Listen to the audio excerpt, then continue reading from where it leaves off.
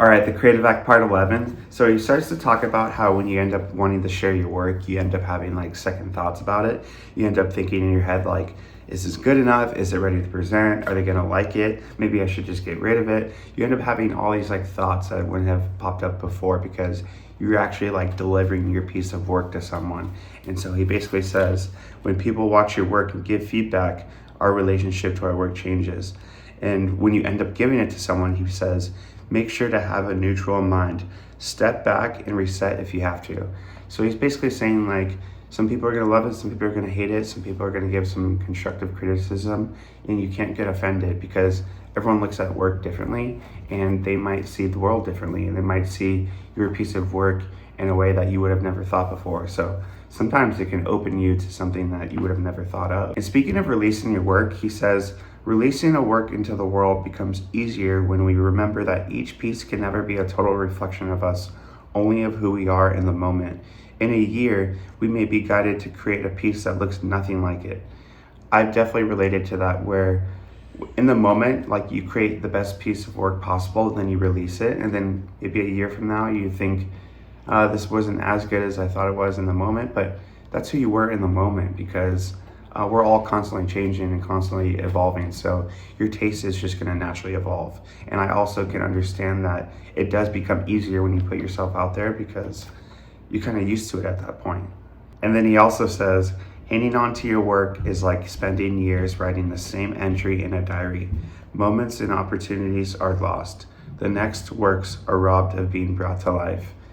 That's so great because when you think of someone when they write a diary, they end up like kind of pouring out their thoughts for the day, like what went on in the day, their thoughts, their feelings, moments that actually happened, and then they move on to the next day. They don't just keep writing the same thing over and over. And so I feel like when it comes to work, I can definitely understand that in that moment, you make the best thing possible. Then you move on, make the best thing possible. You don't keep making the same thing. And so he's basically just saying like, kind of like trust your gut, like evolve with yourself and just enjoy the moment. So he says to ask yourself this, how many pages will be left empty because your process was dampened by doubt and deliberation? Keep this question in the front of your mind. It might allow you to be more freely. So he has this line that says, finishing our work is a good habit to develop. It boosts confidence despite our insecurities. And the more times we can bring ourselves to release our work, the less weight the insecurity has. So it's kind of like the line I said earlier, where the more you kind of put yourself out there, the easier it becomes because you're getting more and more used to it. And so people's like negative thoughts or what you think would be negative thoughts don't really like have as much weight that it would carry maybe your first time. So once you do it 100 times, you're like, okay, so used to it at this point. I love this line. A river of material flows through us. When we share our works and our ideas, they are replenished. If we block the flow by holding them all inside, the river cannot run and new ideas are slow to appear.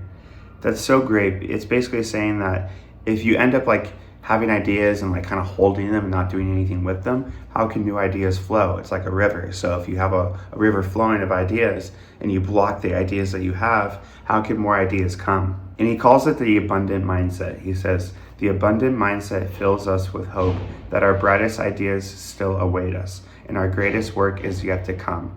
We are able to live in an energized state of creative momentum, free to make things, let them go, make the next thing and let it go. With each chapter we make, we gain experience, improve at our craft, and inch closer to who we are. And make sure you make the task like actually like doable and manageable. He says, when we make the task more manageable and focused, a change occurs, and completing even a small segment builds confidence. So when it comes to, for example, when I write my scripts, I just focus on one scene a day, maybe like 2 or 3 if I have a lot of time. But if I thought about like writing a whole script, I get really intimidated by that and I stop like actually even trying, or I maybe don't even start. So I feel like I can definitely understand where he says like, just tackle little increments and the little increments add up.